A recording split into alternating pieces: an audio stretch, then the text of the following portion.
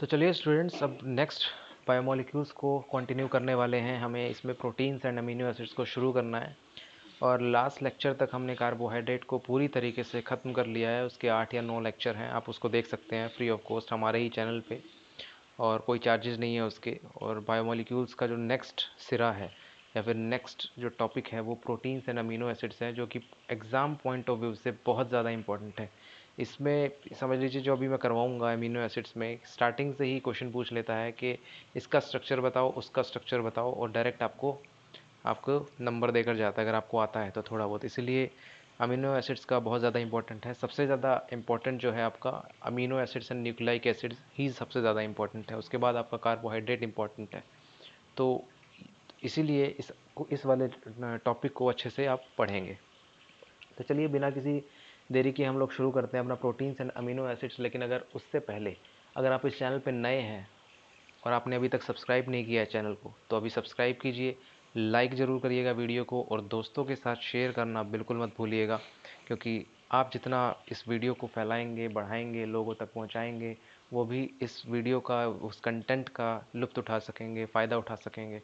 और यही मेरी इच्छा है। चलिए शुरू करते हैं अपने प्रोटीन एंड अमीनो एसिड्स को। तो प्रोटीन्स बेसिकली क्या होते हैं? प्रोटीन्स आप जानते हैं प्रोटीन होते क्या है? ये बॉडी में बहुत एक इम्पॉर्टेंट रोल प्ले करते हैं। हर लिविंग बीइंग को आपको प्रोटीन की आवश्यकता होती है, स्पेशली वो जो वर्कआउट करते हैं या एथलीट्स होते हैं या फिर जितने भी मतलब आपके स्पोर्ट्स पर्सन होते हैं, सबको प्रोटीन की ज़रूरत होती है। क्योंकि जो वो मेहनत करते हैं, फिज़िकल एक्सरसाइज करते हैं, उनके सेल्स टूटते हैं। तो बेसिकली प्रोटीन क्या करता है? प्रोटीन कंजम्पशन के बाद जो सेल टूट टूट चुके होते हैं, नए सेल बनते हैं। उन सेल्स को रिपेयर करने के लिए क्या होता है? प्रोटीन की ज़रूरत पड़ती है। तो ये होते हैं आपके प्रोटीन। और स्पेशली ये किस में मिलता है? चीज़ में मिलता है। जो आपका पनीर होता है या फिर मिल्क में मिलेगा, दूध में आपका प्रोटीन होता है। आपका पीनट्स में होता है प्रोटीन, पीनट्स में होता है प्रोटीन। और फ़िश, अगर आप नॉन वेजिटेरियन हैं तो फ़िश में तो भर भर के प्रोटीन होता है। सबसे बढ़िया स्रोत होता है आपका फ़िश, अगर आप फ़िश खाते हैं तो। और इसमें इसमें अब एक चीज़ पढ़नी है कि ये बनते कैसे हैं। बेसिकली जो ये होते हैं प्रोटीन आपके, ये होते हैं polymer of alpha amino acids, polymers of alpha amino acids. और अमीनो एसिड्स को मैं लिखूँगा ए, इससे मैं डिनोट करूँगा ताकि बार बार इतना बड़ा लिखने की ज़रूरत ना पड़े। तो आगे से ये अंडरस्टूड होगा कि अमीनो एसिड जो होगा वो ए से रिप्रेजेंट करूँगा। तो प्रोटीन्स आर पॉलीमर्स ऑफ, या फिर पूरा लिख लो आप, they are polymers of alpha amino acids. तो अब हमारा जो भी घूमेगा, हमारा जो भी अपना रहेगा, वो अल्फ़ा अमीनो एसिड्स पे चलेगा। जो भी सराउंड करेगा अब अपना टॉपिक, वो अल्फ़ा अमीनो एसिड्स पे चलेगा। तो नेक्स्ट हेडिंग हम क्या डालेंगे? Alpha amino acids. तो डाल लीजिए अल्फ़ा अमीनो एसिड्स या फिर अमीनो एसिड्स डालिए। देखिए अमीनो एसिड जो होते हैं वो अल्फ़ा अमीनो एसिड्स भी हो सकते हैं, बीटा भी हो सकते हैं। लेकिन आपको कौन सा पढ़ना है? सिर्फ अल्फ़ा को पढ़ना है, क्योंकि बीटा आपके सिलेबस में नहीं है। ठीक है, तो अल्फ़ा अमीनो एसिड्स क्या होते हैं? देखिए इस तरीके से आप डिनोट करते हैं अल्फ़ा अमीनो एसिड्स के। जैसे कि ये हो गया आपका, ऐसे हो गया, और इस तरीके से और इस तरीके से। ये आपका NH2 होगा, और ये आपका COOH होगा, और ये इसकी अल्फ़ा पोजीशन होगी। और अल्फ़ा पोजीशन पे ही क्या है? आपका अमीनो ग्रुप है। ठीक है, इसके कंपैरिजन में आप देखेंगे अल्फ़ा ये पोजीशन है और इसके अल्फ़ा पोजीशन पे अमीनो ग्रुप है। तो ये आपका क्या हो जाता है? Alpha amino acids. इसी को पढ़ेंगे, अमीनो एसिड्स। और यही इसी के जो पॉलीमर होते हैं, ठीक है, they are polymer of alpha amino acids. यही पॉलीमर क्या बनाते हैं? आपके प्रोटीन्स बनाते हैं। ठीक है, तो इसमें जैसा कि मैंने बताया कुछ स्ट्रक्चर्स हैं जो कि आपके एग्जाम में डायरेक्टली पूछता है। डायरेक्टली बिल्कुल यूँ पूछेगा कि इसका स्ट्रक्चर क्या होगा, 4 ऑप्शन दे देगा, उसमें से आपको एक टिक करना होता है। तो डायरेक्ट क्वेश्चन आता है इसमें से कभी कभी। तो इसलिए स्ट्रक्चर सारे करेंगे, 20 स्ट्रक्चर है, अराउंड 19 या 20 हैं। सारे स्ट्रक्चर को एक एक करके हम लोग पढ़ेंगे। चलिए शुरू करते हैं अपने स्ट्रक्चर को। तो देखिए यहाँ पर सबसे पहले मैं बनाता हूँ ग्लाइसिन के बारे में। तो ग्लाइसिन किस तरीके से बनता है, ध्यान से देखिएगा।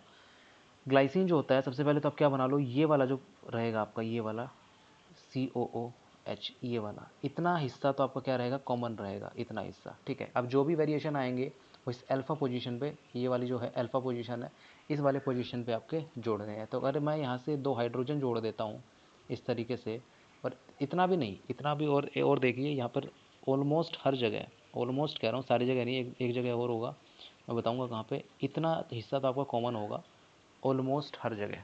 ठीक है, बस इस वाली पोजीशन पे, जो ये वाली पोजीशन है, यहाँ आपका चेंज होगा। तो अगर यहाँ पर हाइड्रोजन प्रेजेंट है तो ये क्या कहेंगे, ग्लाइसिन कहेंगे, और इसका शॉर्ट फॉर्म क्या होता है, ग्लाई कहते हैं, GLY।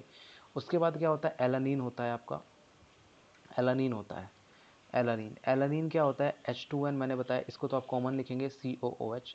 अगर यहाँ पे हाइड्रोजन भी आपका मैंने बताया कि कॉमन ही रहता है, अगर इसमें CH3 प्रेजेंट है आपका बच्चों, CH3, तो इसका क्या बन जाता है, एलानीन बन जाता है, और इसको ALA से डिनोट करते हैं। सिमिलरली मान लो यहाँ पर वेलिन होगा, वेलिन होगा, तो वेलिन के लिए क्या होता है, वेलिन के लिए आपको इस तरीके से ग्रुप लगाना पड़ता है, ये वाला तो कॉमन रहेगा, और यहाँ पर क्या होता है, यहाँ पर आपका ये ग्रुप प्रेजेंट होता है इस तरीके से। कौन सा ग्रुप है ये आपका, आइसोप्रोपाइल ग्रुप है, तो ये वाला ग्रुप आपका प्रेजेंट रहेगा, तो इसको क्या कहेंगे, VAL या फिर वेलिन। ठीक है, इस तरीके से रहेगा। ये आपका CH2 है, CH2, और CH2 के ऊपर आपका 2 मिथाइल ग्रुप लगे हुए हैं इस तरीके से। ठीक है, इस तरीके से आपका रहेगा। उसके बाद बच्चों है आपका क्या है, आपका ल्यूसीन है, ल्यूसीन।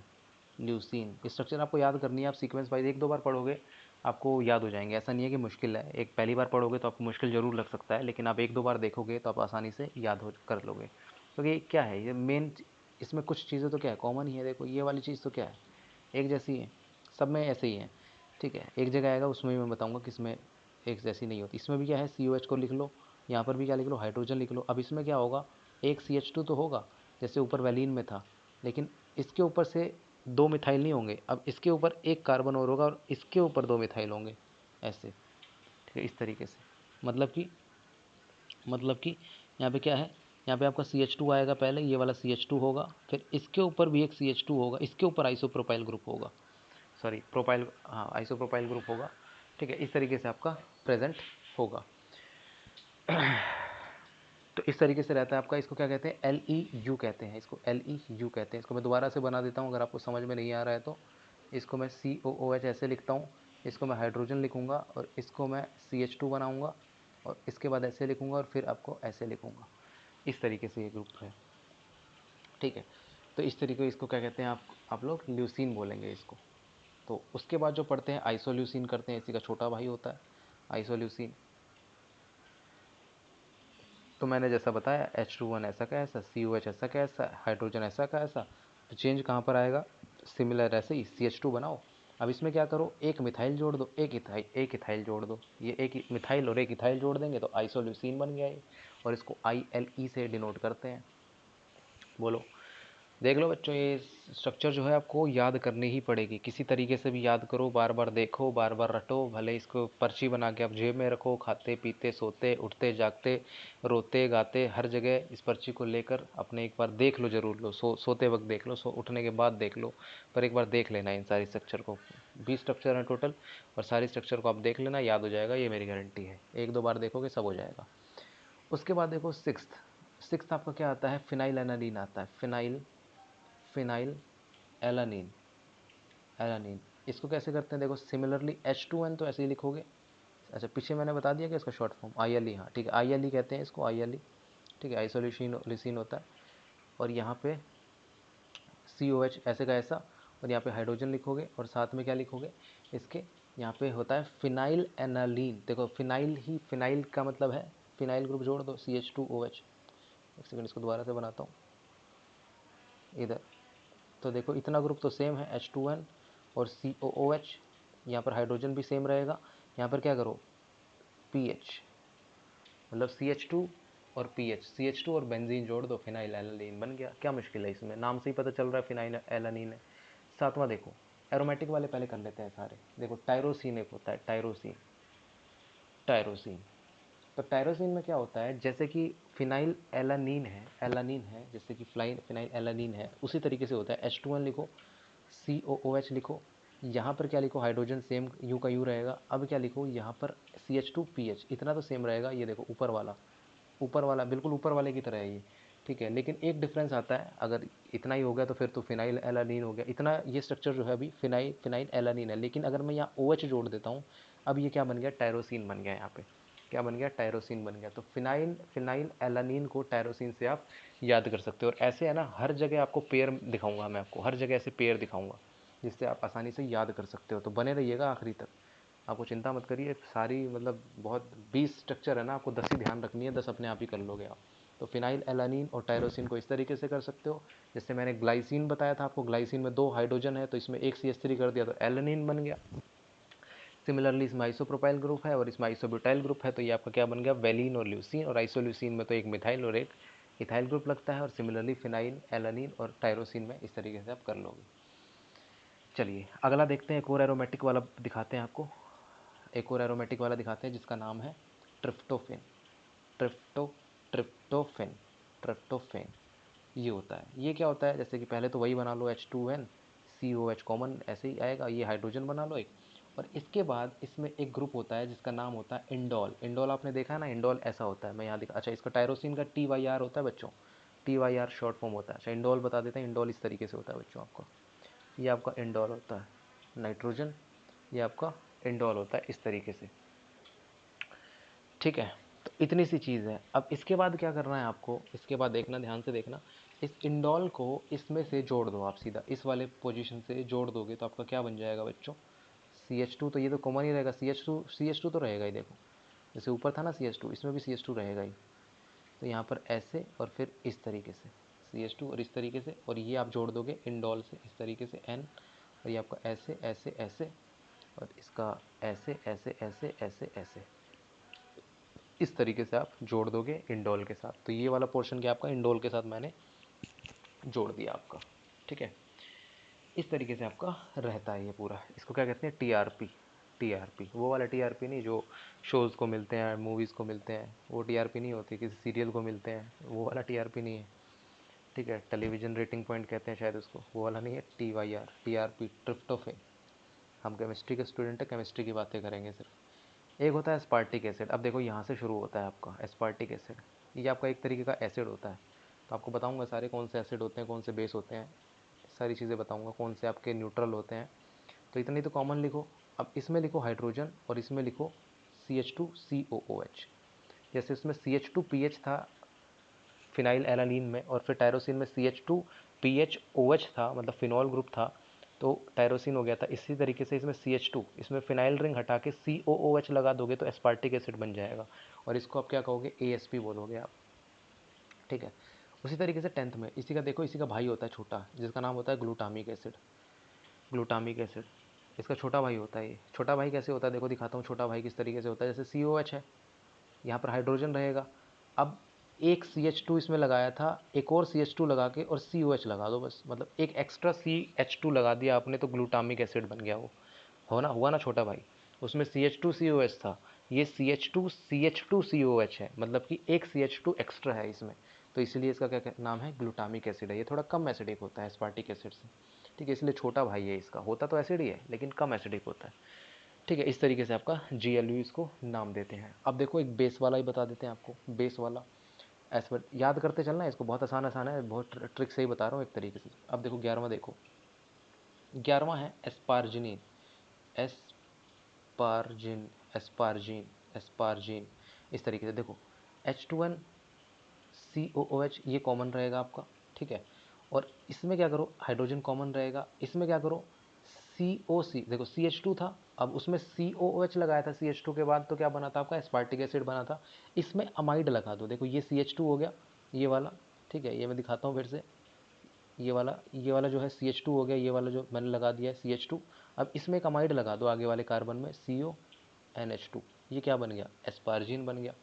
देखो एसिड लगा दिया तो एस्पार्टिक एसिड, ठीक है, उसमें एस्पार्जिन में अमाइड लगा दिया तो ये क्या बन गया, एस्पार्जिन बन गया। इसको ASN से करते हैं, ठीक है। सिमिलरली इसका भी छोटा भाई होता है, इसका भी छोटा भाई होता है। तो छोटा भाई होगा तो क्या करेगा वो, एक एक्स्ट्रा CH2 लगा देगा। कैसे, देखो CH2NH2 है, COH है, इतना तो कॉमन रहेगा, ये भी कॉमन रहेगा।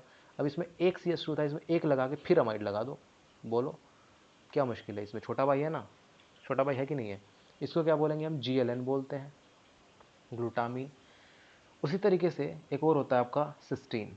सिस्टीन देखो, सिस्टीन में है ना सल्फर की साउंड आ रही है, सल्फर की, सिस्टीन। सिस्टीन में कौन सी साउंड आ रही है, सल्फर की साउंड आ रही है, तो CH2CH, तो ये वाला तो कॉमन रहेगा NH2, ये तो सिंपल ऐसे ही बना दूं मैं, ठीक है। अब यहाँ पे CH2 भी ऐसे ही रहेगा, ठीक है। अब इसमें क्या लगाऊं, सल्फर की आ रही है तो सल्फर लगा दो भैया, SH लगा दिया मैंने, लो। अब देखो जब CH2 के साथ COOH लगाया तो एस्पार्टिक एसिड बना, CH2 के साथ अमाइड लगाया तो एस्पार्जिन बना, एक एक्स्ट्रा CH2 लगा दिया COH के साथ तो ग्लूटामिक एसिड बना। अगर CH2 के साथ एक्स्ट्रा CH2 लगा के फिर मैंने अमाइड लगाया तो ग्लूटामीन बना, और CH2 को एसिड भी हटा दिया और फिर अमाइड भी हटा दिया और मैंने SH लगा दिया तो क्या बन गया? सिस्टीन बन गया बच्चों, सिस्टीन बन गया। इसको क्या कहते हैं? सिस। सिस, वो सिस ट्रांस वाला सिस नहीं, CYS वाला सिस, ठीक है। इसका ही छोटा भाई होता है, क्या नाम होता है इसका? मिथियोनिन होता है उसका छोटा भाई, मिथियोनिन। अब मिथियोनिन देखो, सिस्टीन और इन आ रहा है, ठीक है, और साथ में मिथ, मिथ का मतलब मिथाइल ग्रुप लगा होगा इसके साथ। तो इसमें कैसा होता है? तो H2N जो होता है वो ऐसे ही होता है COH, और ये होता है हाइड्रोजन इस तरीके से। अब हालांकि मिथाइल ग्रुप जब लगा है तो मिथाइल ग्रुप लगेगा, लेकिन एक CH2 और आ जाता है क्योंकि छोटा भाई भी है। अगर छोटा भाई है तो CH2 तो आएगा ही आएगा, एक्स्ट्रा एक्स्ट्रा CH2 आएगा, और साथ में छोटा भाई है और साथ में मिथ भी लगा हुआ है। मिथ लगा हुआ है तो मिथाइल लगा हुआ है, तो S के साथ जो होता है वो CH3 लग जाता है बच्चों। मतलब ये वाला हाइड्रोजन गायब होता है, ये वाला जो हाइड्रोजन है, और इसकी जगह क्या लग जाता है? मिथाइल ग्रुप लग जाता है, ठीक है, तभी ये बनता है मिथियोनिन। तो ये इसका छोटा भाई होता है। देखो क्या याद करना पड़ रहा है आपको, इतने आसानी से कर पा रहे हो, ठीक है। इसको कहते हैं एमिटी, एमिटी बोलते हैं इसको। फिर आपका आता है बच्चों, आपका आता है सिरीन। सिरीन, सिरीन इसका भी छोटा भाई होता है। देखो इसको याद कर लो, सिरीन का मतलब है H2N COH तो कॉमन लिखो हाइड्रोजन, और यहाँ पे CH2 तक तो रहेगा आपका। अब यहाँ से मैंने सल्फर को हटाकर ऑक्सीजन लगा दिया ना, मतलब SH की जगह के OH लगा दिया, ठीक है। CH2 तो रहेगा ही, OH लगा दिया तो क्या बन गया? सिरीन बन गया। मतलब सिस्टीन का जो यूँ कह लो, सिस्टीन की मम्मी कह लो, है मम्मी कह लो, क्योंकि सिस्टीन में SH लगा रहे थे तो पापा बन गया था, सिरीन में OH लगा दिया SH की जगह तो सिरीन उसकी मम्मी बन गई। तो सिस्टीन, मिथियोनिन और सिरीन ये बन गया। और इनका बेटा भी होता है एक बच्चों, इनका एक बेटा भी होता है जिसका नाम होता है थ्रियोनिन। थ्रियोनिन, थ्रियोनिन, थ्रियोनिन कैसे बेटा कैसे हुआ? देखो दिखाते हैं इसका बेटा कैसे हुआ। ऐसे ऐसे लिखो, COH लिखो, ये हाइड्रोजन ऐसे रहेगा बच्चों, ठीक है। और यहाँ पर क्या होता है? यहाँ पे जैसे ये होता है आपका CH2OH रहा ना यहाँ पे OH, तब इसका बेटा होगा तो जाहिर सी बात है इसमें से कुछ निकलेगा, तो ये क्या लग जाता है? यहाँ पे CH3 लग जाता है इसके। जिस कार्बन से OH निकल रहा है उसी कार्बन से आपका CH3 निकल जाता है, और वो क्या बन जाता है? आपका थ्रियोनिन बन जाता है। तो इसको कहते हैं बच्चों THR भी बोलते हैं, THR, ठीक है। ये थ्रियोनिन बन गया आपका। उसी तरीके से एक प्रोलिन होता है। प्रोलिन बड़ा ही मज़ेदार होता है। मज़ेदार इसलिए होता है बच्चों क्योंकि ये और अमीनो एसिड से बिल्कुल अलग होता है। प्रोलिन, प्रोलिन मतलब याद करने में बहुत आसानी रहेगी, क्योंकि इसका स्ट्रक्चर जो है ना सबसे अलग होता है, क्योंकि NH और CO और OH इस तरीके से तो आपका रहेगा ही रहेगा, ठीक है। इस तरीके, एक मिस कर दिया मैंने, एक कार्बन मिस कर दिया, ठीक है। इस तरीके से ऐसे रहेगा ये NH, ठीक है। अब ये वाला क्या करता है? ये देखो, ये वाला जो अल्फा कार्बन है यहाँ से निकलता है ऐसे ऐसे ऐसे और ऐसे, ये देखो, देख पा रहे हो? यहाँ से तीन एक्स्ट्रा कार्बन, तीन एक्स्ट्रा कार्बन कौन कौन से मैं दिखाता हूँ। एक तो ये कार्बन, ये कार्बन और ये कार्बन मिलके किससे जुड़ गया? ये नाइट्रोजन से जाके जुड़ गया। अल्फा से निकला एक कार्बन, एक अल्फा से नाइट्रोजन जुड़ा हुआ है, और एक अल्फा से तीन कार्बन निकल के नाइट्रोजन से जुड़ जाते हैं, दैट इज योर प्रोलिन। और इसको कहते हैं प्रो। प्रो, ब्रो नहीं प्रो, कहीं सोचो ब्रो, यहाँ स्वैग नहीं चल रहा है, प्रो बोलना है यहाँ पे, ठीक है, प्रो। 19th देखो, हिस्टिडीन। हिस्टिडीन कमाल का होता है ये भी। अच्छा एक रह गया आपका, एक रह गया, चलो कोई नहीं, इसको इसके बाद करवा देता हूँ। ये आपका 17 रहा होगा मेरे ख्याल से, हाँ ये 17 था, कोई बात नहीं करवाएंगे पूरा, चिंता ना करो। 17 था, ये आपका 18 था, हिस्टिडीन। तो देखो हिस्टिडीन में क्या होता है? हिस्टिडीन भी मतलब, हिस्टिडीन में भी एक अलग रेंज, जैसे कि आपने किस में पढ़ा था? ट्रिप्टोफेन में पढ़ा था कि इंडोल ग्रुप था। ट्रिप्टोफेन में क्या था? इंडोल था। तो इसमें क्या रहता है? CS, ये तो कॉमन ही बना लो आप पहले। इसमें कौन सा ग्रुप रहता है? इसमें रहता है इमिडाजोल। इमिडाजोल क्या होता है बच्चों? देखो इसमें दिखाते हैं आपको, ये इस तरीके से रहेगा और ये ऐसे रहेगा, एक CH2 रहेगा, एक CH2 के बाद आपका इस तरीके से रहेगा, और इसमें जो होता है ये ऐसे ऐसे ऐसे ऐसे और ऐसे, ठीक है, इस तरीके से रहेगा। यहाँ पे आपका ये डबल बॉन्ड रहेगा, और यहाँ पे आपका N रहेगा, H रहेगा, ठीक है, दो और एक तीन, और आपका इस तरीके से NH रहेगा इधर एक, ठीक है। अल्टरनेट पे एक बार चेक कर लेता हूँ, बिल्कुल ठीक है, ठीक, इस तरीके से आपका रहेगा ये, ठीक है। तो ये आपका क्या है? इमिडाजोल का ग्रुप होता है, इस तरीके से जुड़ा होता है। तो ये आपका क्या होता है? हिस्टिडीन। ये हिस, हिस सांप जैसे करता है ना, हिस, उसी तरीके से। फिर आता है बच्चों एक अर्जिनिन आता, अर्जिनिन आता है, अर्जिनिन, ARGININE। अर्जिनिन आता है। अर्जिनिन क्या होता है, देखो H2N सिंपल बनाओ ऐसे COOH, ठीक है। इसके बाद ध्यान से देखना 3 कार्बन लगाओ यहाँ पे, 1 2 3, ठीक है। 3 कार्बन के बाद एक ग्रुप और लगाओ नाइट्रोजन हाइड्रोजन, और उसके बाद लगाओ C डबल बॉन्ड NH, और ये लगाओ आपको NH2। ये थोड़ा याद करना पड़ सकता है आपको, लेकिन ये भी कर लोगे। कैसे, देखो मैं बताता हूँ। 3 कार्बन याद रखो, थोड़ा सा ध्यान रखना पड़ेगा इसमें। और ये वाला जो ग्रुप होता है ना बच्चों, ये कौन सा होता है पता है, ग्वानिडीन यूनिट होती है ये। ग्वानिडीन आपने GOC में बहुत पढ़ा होगा, जब क्वेश्चन कर रहे होगे ग्वानिडीन, ये क्वेश्चन पढ़ रहे होगे तो इतना ज़्यादा बेसिक होता है, इतना ज़्यादा बेसिक होता है कि इतनी बेसिसिटी बढ़ने के बाद सबसे ज़्यादा बेसिक यही बन जाता है आपका। और होता भी है, इसमें भी यही बेसिक होता है आपका, क्योंकि इसमें ग्वानिडीन यूनिट होती है। क्योंकि इधर से लोन पेयर है, इसकी डेंसिटी यहाँ बढ़ाएंगे इस वाले नाइट्रोजन पे। सिमिलरली ये वाला भी लोन पेयर है, ये भी वाला भी बढ़ाता है यहाँ पे, और ये वाला भी बढ़ाता है। तो ओवरऑल जो होती है इस नाइट्रोजन पे आपकी इलेक्ट्रॉन डेंसिटी बढ़ जाती है, ठीक है। तो ये आपका बहुत ज़्यादा बेसिक बन जाता है, ठीक है। एक लास्ट है, लास्ट क्या है बच्चों, लाइसिन होता है लास्ट। लाइसिन, लाइसिन, लाइसिन क्या होता है, ध्यान से सुनना। लाइसिन में, इसको मैंने कैसे याद किया हुआ है, वैसे तो याद तो खैर क्या ही किया हुआ, रटा हुआ है। COH रहेगा, हाइड्रोजन तो रहेगा ही, CH2 तो रहेगा ही। CH2 के बाद है ना 3 CH3 हो रहेगा। जैसे कि इसमें कितना था, 1 2 3 CH3 था ना, इसमें 4 CH3 आता है, इसमें 4 CH3 आता है, सॉरी 4 CH2 आता है, 4 CH2 आता है। और उसके बाद क्या आता है, NH2 आता है। इसके बाद, उसके बाद क्या आता है, NH2 आता है, ठीक है। तो इस तरीके से आपका लाइसिन होता है। तो ये थे आपके 20 अमीनो एसिड्स, जो कि बहुत ज़्यादा इंपॉर्टेंट है। कोई सा भी एग्जाम में डायरेक्टली पूछेगा, वो भी सीधा 4 नंबर का। अगर आपने ये याद कर रखा है, देखो सारी चीज़ें ध्यान रखने वाली है थोड़ी थोड़ी। मैंने सबके पेयर बना दिए हैं, सबका किसी का भाई है, किसी का चाचा है, किसी का ताऊ है, ये सब इस तरीके से आप याद करोगे ना तो आसानी से कर लोगे, ठीक है, इस तरीके से।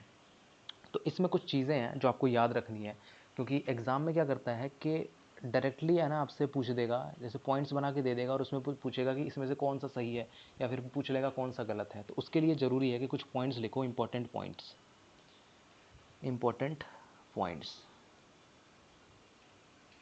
देखो टोटल जो अमीनो एसिड्स होते हैं, अराउंड अराउंड एक आइडिया बता रहा हूँ, अराउंड 500 अमीनो एसिड्स होते हैं, ठीक है। जिसमें से जो 20 अमीनो एसिड्स है जो आपको पढ़ने हैं, 20 अमीनो एसिड्स होते हैं। उसमें से 10 जो होते हैं इसेंशियल होते हैं।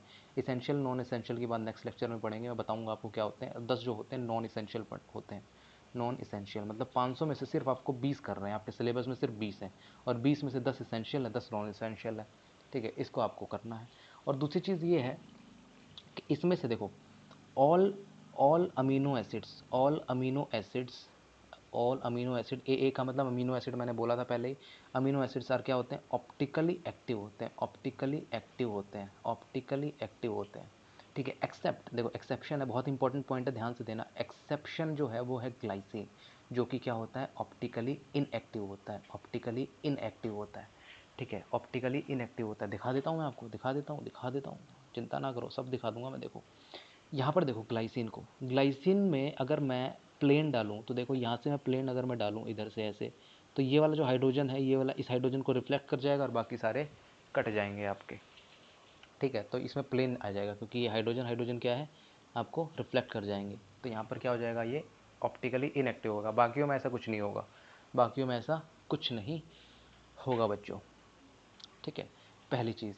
दूसरी चीज़ ये होती है बच्चों कि अल्फ़ा अमीनो एसिड्स आर क्या होते हैं, कलरलेस होते हैं बच्चों, कलरलेस। तो ये पॉइंट्स में पूछ सकता है कि कलरलेस होते हैं कि नहीं होते हैं, ठीक है। तीसरा आप लिख सकते हो कि जो जितने भी natural, all natural amino acids, all natural amino acids R L type, सारे एल टाइप के होते हैं बच्चों, एल टाइप के, एल टाइप के।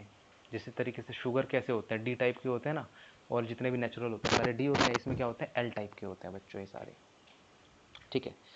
इस तरीके से रहता है आपका। और ये होते हैं हाई मेल्टिंग सॉलिड्स होते हैं, हाई मेल्टिंग सॉलिड्स होते हैं। ऑब्वियस सी बात है हाइड्रोजन बॉन्डिंग होगी इसमें, क्यों, क्योंकि इसमें NH2 भी प्रेजेंट है, COOH भी प्रेजेंट है, और पानी के साथ तो ये हाइड्रोजन बॉन्डिंग, तो ये भयंकर भयंकर हाइड्रोजन बॉन्डिंग बनाएंगे, इतनी भयंकर बनाएंगे कि इनको अलग करना बहुत मुश्किल होता है। इसीलिए इनको मेल्ट करने के लिए बहुत ज़्यादा टेम्परेचर देना पड़ता है, जिसकी वजह से इनका मेल्टिंग पॉइंट बहुत ज़्यादा होता है।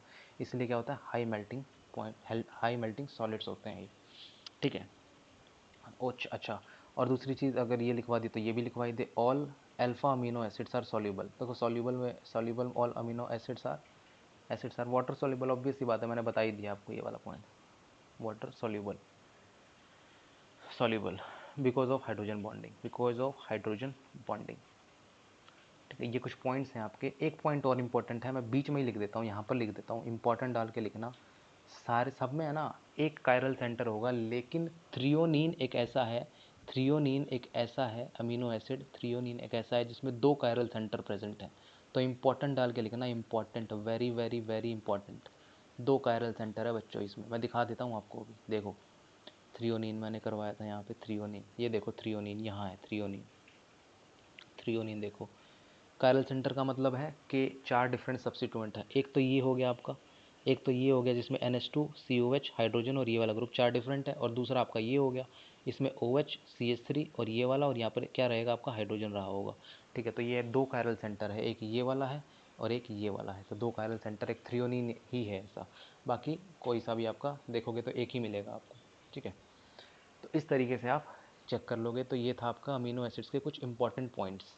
ठीक है, इसको आप ध्यान में रखिएगा। नेक्स्ट जो टॉपिक, जो नेक्स्ट लेक्चर होगा उसमें हम क्या पढ़ेंगे, इसेंशियल और नॉन इसेंशियल के बारे में पढ़ेंगे, और उसमें आपको ट्रिक बताऊंगा, सबसे बढ़िया ट्रिक बताऊंगा कि किस तरीके से इसेंशियल को याद करना है कि नहीं पढ़ना है, क्योंकि उसमें से ही पूछ लेता है। ये क्वेश्चन है ना, बड़ी बारीकी से पूछता है एग्जाम में कि ये बताइए ये होगा कि नहीं होगा। मैं सबकी इसके इतनी ज़बरदस्त ट्रिक बताऊंगा कि आप मतलब मज़ा आ जाएगा आपको।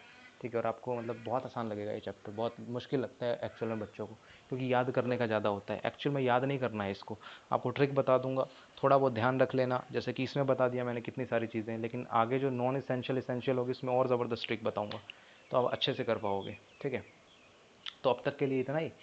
पढ़ते हैं नेक्स्ट लेक्चर में अपना क्लासिफिकेशन पढ़ते हैं इसकी, अमीनो एसिड्स की। उसके बाद देखेंगे नॉन इसेंशियल क्या होते हैं उसी में ही, फिर ज़्यूट्राइन के बारे में बात करेंगे, आइसो इलेक्ट्रिक पॉइंट के बारे में बात करेंगे, और फिर आगे देखेंगे क्या क्या पढ़ना है। ठीक है, तब तक के लिए खुश रहिए, पढ़ते रहिए, ध्यान रखिए, और पेपर आ रहे हैं तो लगे रहिए, बस इधर उधर की बातें छोड़ दीजिए, सिर्फ पढ़ाई कीजिए। ठीक है, चलिए।